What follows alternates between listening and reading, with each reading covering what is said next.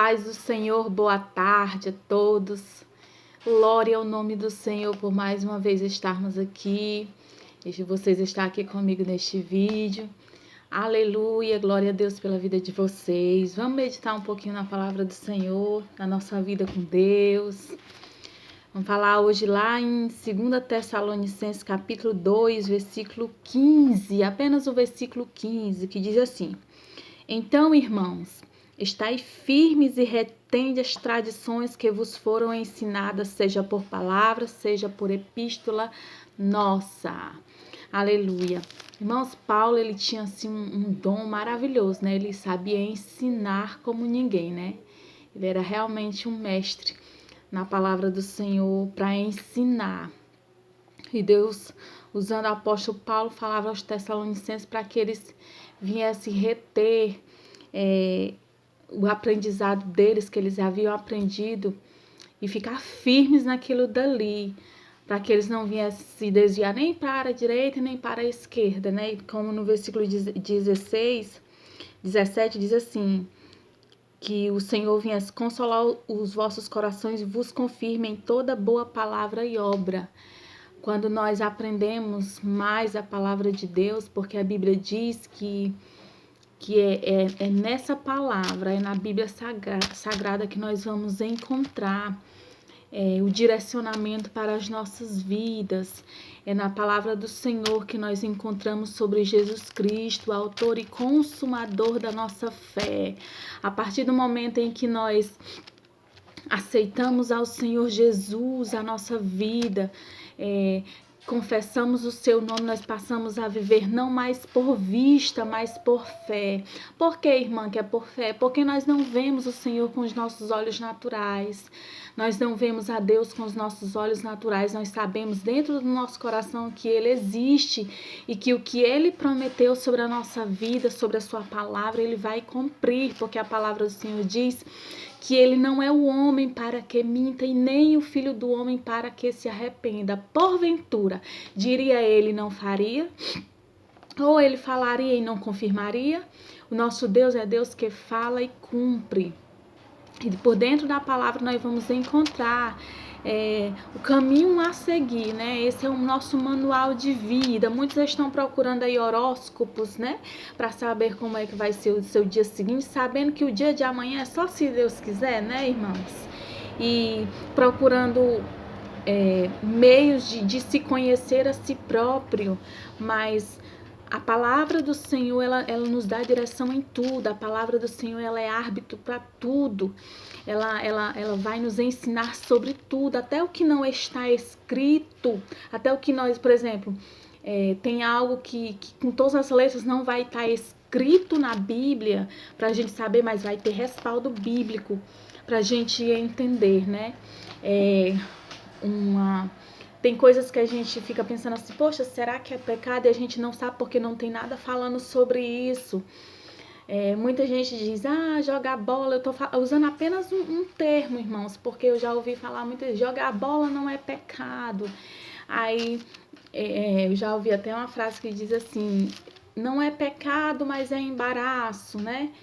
Porque o que não é pecado, na Bíblia não está escrito sobre isso, mas se é algo que eu e tu vamos fazer, que vai causar escândalo ao nosso irmão, que vai trazer um escândalo ao coração do nosso irmão, então nós não estamos mais agindo com o amor que o Senhor mandou nós agir, nós estamos sendo egoístas. Por quê?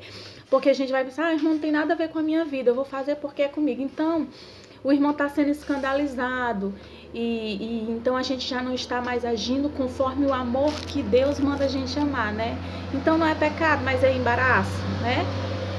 Enfim, e o apóstolo Paulo falando com os Tessalonicenses, ele diz para a gente reter firme, ficar firme na fé, ficar firme com a nossa confissão, ficar firme nos ensinos em que ele ensinou ali, porque esta é a palavra, esta é a verdadeira palavra, nela que nós vamos encontrar a vida eterna, porque o Senhor diz que é dele que elas testificam, né, do Senhor Jesus.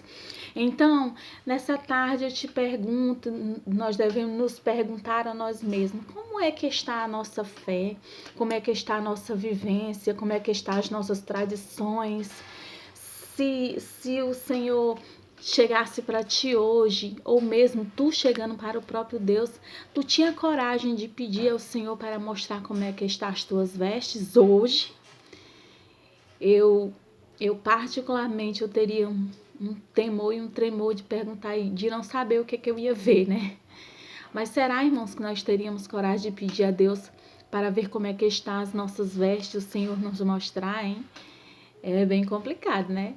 Mas se nós retermos firme a nossa confiança, irmãos, eu creio que Deus, ele vai nos purificando, vai nos limpando pela sua palavra. A palavra nos purifica também, ela é água que mata a nossa sede, é água que nos limpa, que nos purifica.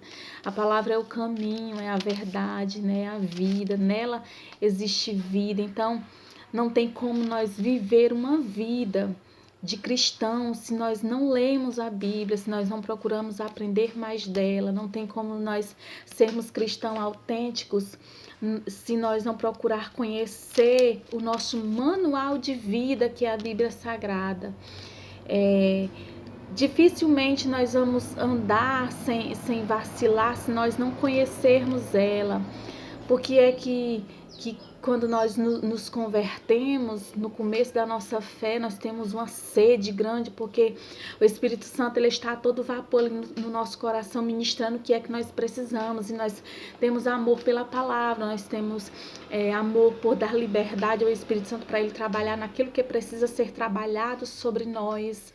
Então nós precisamos lembrar dos nossos primeiros dias como servos e servas do Senhor, porque lá nós vamos estar, por mais que nós não venhamos ter o conhecimento que nós temos hoje, lá atrás nós iríamos estar tão firmes na fé, de se alguém chegar e perguntar, você quer deixar Jesus? Nós não deixaria, porque o nosso coração já estava tão ardente assim, de amor por Jesus, de amor pela sua palavra, pela sua obra, ainda que nós não conhecemos, mas era o primeiro amor, nós estávamos ali firmes, né? Ninguém abalava a gente, enfim, mas nos últimos dias nós estamos vivendo dias difíceis, tempos trabalhosos, né? Onde a fé de muitos tem se desvanecido, tem se esvaído. Por quê, irmã? Porque nós estamos numa guerra. A partir do momento em que nós conhecemos a Jesus, que nós professamos a fé em Cristo, nós entramos em uma guerra totalmente travada com o diabo e os seus demônios, com o mundo espiritual, porque agora nós estamos andando no caminho reto, no caminho santo, e essa guerra espiritual é que o inimigo, ele quer tirar nós desse caminho, porque ele sabe que ele é um perdido, que ele não tem mais salvação. Então, como ele não tem mais salvação, ele não quer deixar, ele não quer ir sozinho para o lago de fogo eterno, ele quer levar a gente junto. Quanto mais gente ele conseguir levar, melhor é para ele, né? Mas se nós estivermos alicerçados na palavra de Deus, você se lembra que quando o Senhor, ele foi tentado no deserto, ele não venceu o diabo com outra coisa, não. Ele venceu o diabo apenas com a palavra, com o está escrito, né?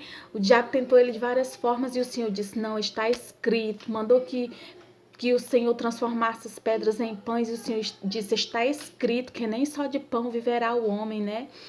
Mandou que ele se lançasse lá para baixo, que os anjos iriam segurar ele, disse, está escrito, não tentarás o Senhor teu Deus. Então, nós vamos vencer neste mundo o inimigo da nossa alma, como está escrito. Quanto mais palavra nós absorver e colocar no nosso coração, mais vitorioso nós vamos ser, mais firme nós vamos estar na fé.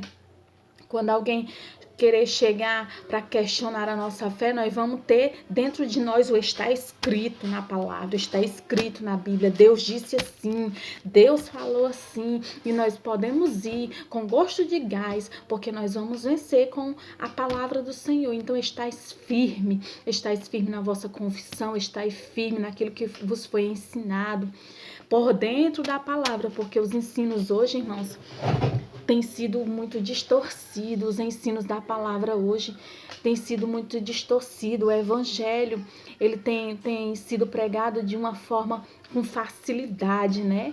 Você pode perceber que que há um número de cristãos muito elevado do que 10 anos atrás, mas não há uma firmeza da verdade. Se você pegar 100 crentes, você perguntar desses 100 crentes quem é que é estudado e instruído na palavra, você não vai conseguir ver muitos, né?